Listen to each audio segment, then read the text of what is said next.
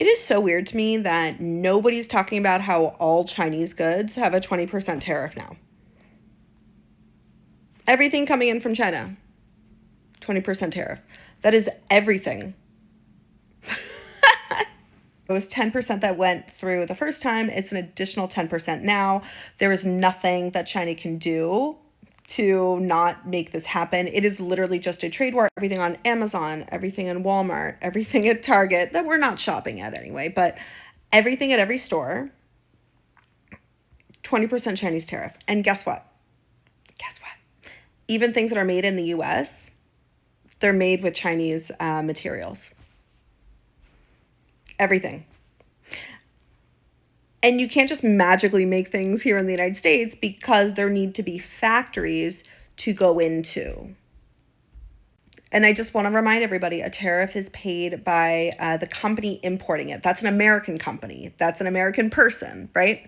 That's paid by the person bringing it in. That's not paid by China, right? And there's no like American manufacturing to go to. And it's really hard to manufacture things in other countries. You can't just be like, oh, I'm just going to manufacture all my goods in Indonesia. Like, doesn't have the infrastructure set up. So companies are just going to continue to manufacture in China. And everything's just going to get 20% more expensive.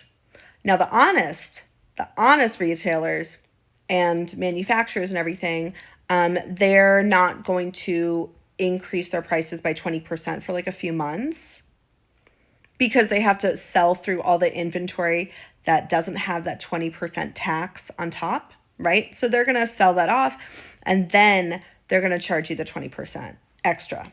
But the not honest retailers, they probably already started. I just find it really weird that this is like a massive thing and like nobody's talking about it.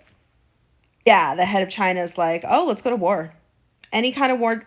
He literally said, what was the quote? Any kind of war that the US wants to engage in, they can engage in with us.